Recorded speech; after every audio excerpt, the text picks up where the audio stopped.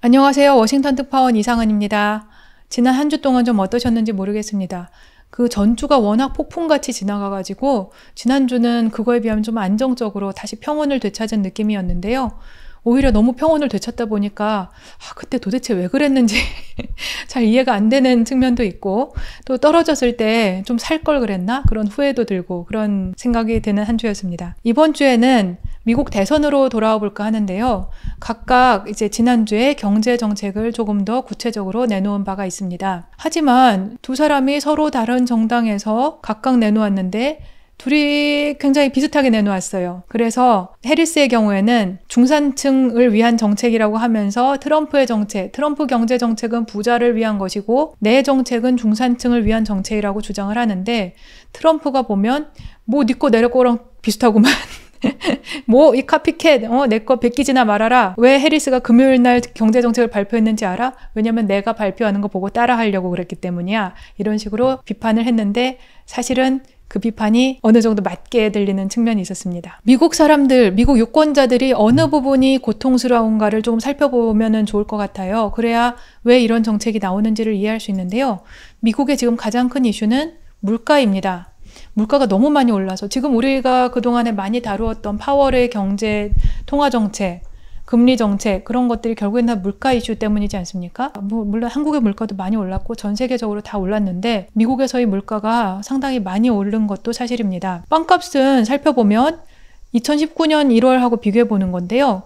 빵값은 이 기간에 60%, 닭고기 가격은 40%, 우유값도 40%, 와, 이거 계란값은 3배로 올랐다가 조금 떨어져서 지금 2배 정도가 됐어요. 이렇게 물가가 오르니까 이걸 가지고 만드는 음식 가격이 또 어떻겠습니까? 레스토랑에서 음식을 사 먹을 때 그 비용은 훨씬 더 많이 들 것이고, 인건비도 올라가고 전반적으로 모든 게 다 올랐습니다. 이 연평균, 행정부별로 연평균 물가 상승률을 비교해 보는 게 있는데요. 트럼프 때에는 페드의 목표치랑 비슷했어요. 2% 물가 상승률이 연간으로 2% 물가 상승이 목표인데, 트럼프 때에는 연간 1.9% 정도 상승했습니다. 근데 바이든 때에는 연 5.7% 평균에서 너무 많이 올랐죠. 특히 주택 가격이 많이 올랐습니다. 지난 CPI 한번 볼까요? 7월 달에 CPI 보면 지난주에 나온 건데요. 전월 대비해서 전체적으로 0.2% 올랐잖아요. 근데 이 중에서 보면 중고차나 신차 가격은 떨어졌어요. 옷값도 떨어졌어요. 근데 식품 가격이 여전히 오름세를 유지하고 있고,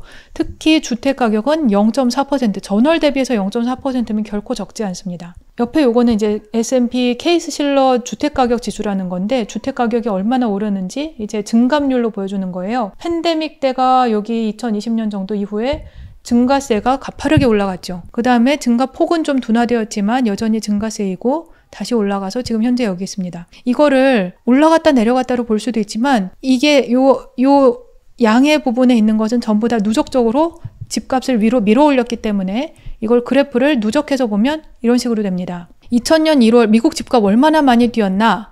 2000년 1월을 100으로 보았을 때 지금 현재 집값은 325 정도입니다. 와 소리가 절로 나는데, 우리도 많이 뛰었어요. 우리도 물론 2000년 대비해서 집값이 2배, 3배 뛰었다는 느낌을 받고 있지만 미국하고 비교하면 미국이 좀 더 많이 뛴 것 같긴 합니다. 특히 체감을 비교해 봤을 때 우리는 이전부터 계속 이제 꾸준히 집값이 상승했고, 팬데믹 때에만 특별히 올랐다는 그런 인상보다는 그 전에 많이 올랐던 부분이 많아요. 근데 미국의 경우는 2000년에 여기 2000년 1월이 100인데 2019년이 200 정도거든요. 100에서 200이니까 2배가 되었고, 근데 19년이 200인데 지금 325니까 미국 사람들 입장에서 보면 2000년부터 2019년까지 20년 동안 오른 것을 지난 5년 동안 한 번 더 오른 거예요. 그만큼 올랐던 만큼 한 번 더 오른 그런 느낌이라서 이게 54%라는 말로는 이제 표현할 수 없는 어떤 괴로움이 있는 거죠. 왜 그렇게 많이 올랐을까? 진로라는 게 여기 이 동네에 다방이나 직방과 같은 부동산 직거래 앱인데요.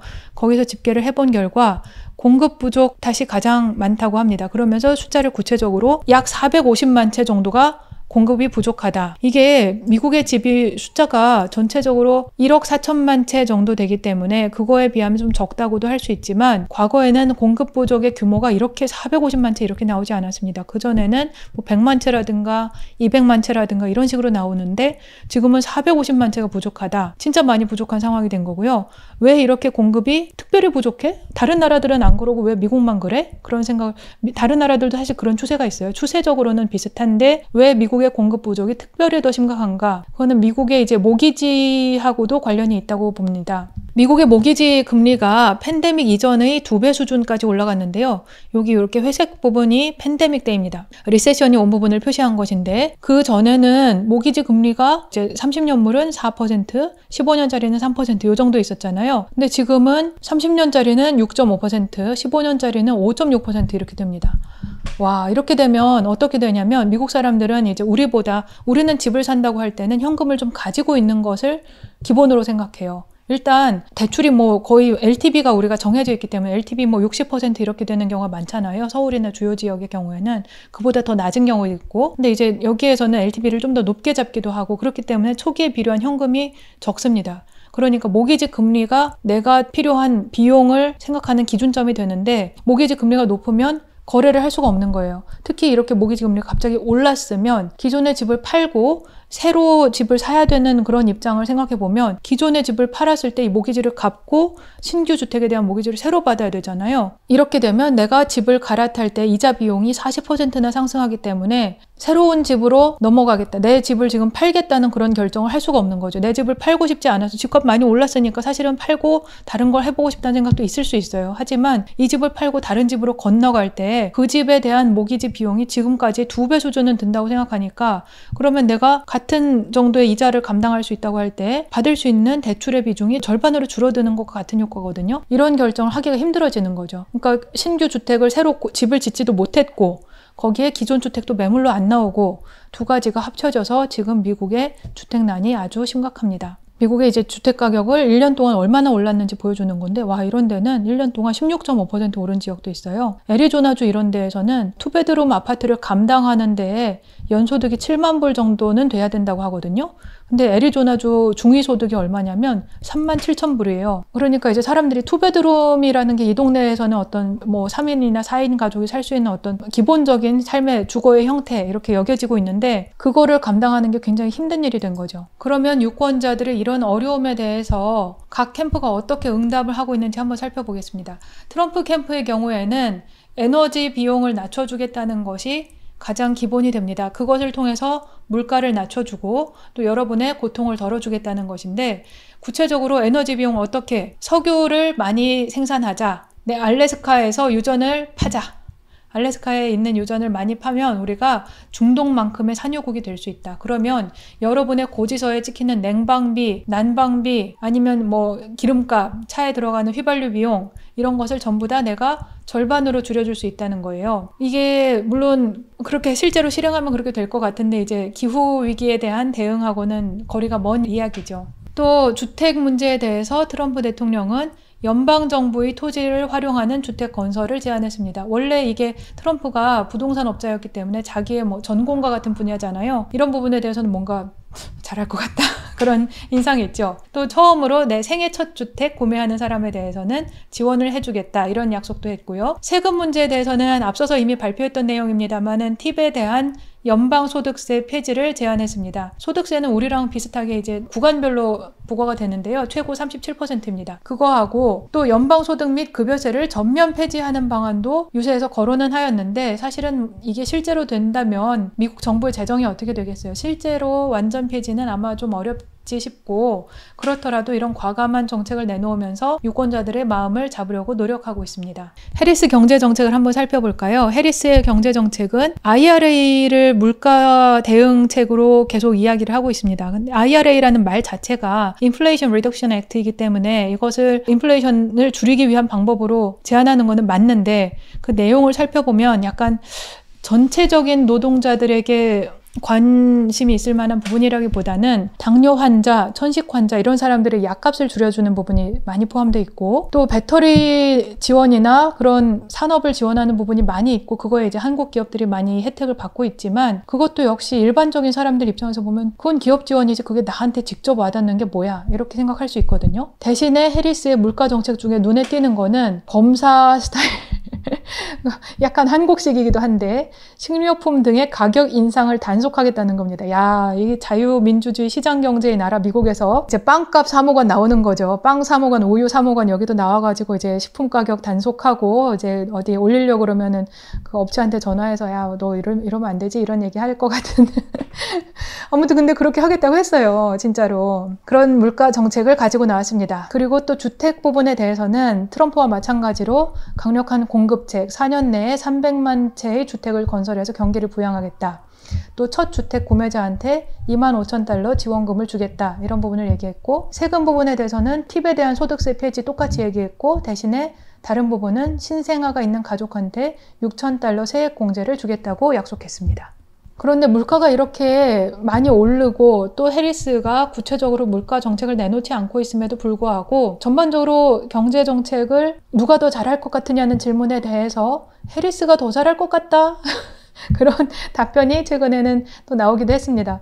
트럼프 입장에서 보면 이게 무슨 소리야 라는 생각이 들 텐데요. 이거는 아마 최근에 해리스가 전반적으로 돌풍을 일으키면서 그 기세가 이어지면서 나온 현상으로 생각이 됩니다. 이거는 공화당 지지자를 위한 교육에 제가 지난번에 참여를 한번 해봤는데, 그때는 바이든이 후보라서 이런 걸 만들어가지고 바이든을 약간 조롱하는 거예요. 이 가격 올린 거 이거 다 내가 한 거다 하고 바이든 좀 놀리는 요거를 나눠주라고 저한테 주더라고요. 전반적으로 해리스의 지지율이 계속 상승세를 타고 있습니다. 가장 최근 버전으로 여러 여론조사 결과를 쿡 폴리티컬 리포트에서 취합한 걸 보면 47.3%로 조금 더 우위에 있습니다. 물론 이게 기세가 계속 그렇게 갈지는 좀 두고 봐야 되고, 이번 주는 민주당 전당대회가 예정되어 있죠. 시카고에서 열릴 예정인데, 거기에서 이제 후보로서 공식적으로 수락 연설을 22일 밤에, 여기 시간으로 22일 밤에 할 예정입니다. 한국 시간으로는 23일 오전이 되겠죠. 근데 이런 추세가 계속 갈지에 대해서는 지금 사람들은 두 가지 포인트를 보는 것 같습니다. 노동절, 하나는 이 모든 여론조사 결과는 노동절 지나고 나서 다시 봐야 된다라는 이야기를 모든 여론조사 전문가들이 하고 있고요. 역사적으로 늘 그래 왔나 봐요. 노동절 이후에 대선에 임박해서 여론조사는 상당히 이전과는 다른 양상을 볼 수 있다. 또 하나는 9월 10일 날 TV토론, 첫 TV토론이 예정되어 있는데, 그 토론에서 해리스가 과연 잘할지, 솔직히 지금까지 인터뷰 계속 피하고 그러는 걸 보면 해리스가 그걸 자기의 강점이라고 생각하는 것 같지는 않습니다. 그렇지만 이제 그래도 선방을 할 수도 있고 좀 봐야 되죠. 이번 주에는 이외에도 재밌는 이벤트들이 많이 기다리고 있는데요. 가장 눈길을 끄는 것은 역시 잭슨홀이죠. 와이오밍의 그랜드 테튼 국립공원 있는 곳에서 잭슨홀에서 파월 의장이 연설을 합니다. 거기에 호텔에서 경제학자들하고 이제 페드 관계자들하고 파월 의장하고 여러 많은 사람들이 모여서 경제를 논하는데, 거기에서 의장이 어떤 연설을 하는지가 9월 금리 인하와 그 이후의 경로에 대한 힌트를 줄 것으로 기대를 받고 있습니다. 한국 시간으로는 23일 오후 11시 밤에 진행이 되고요.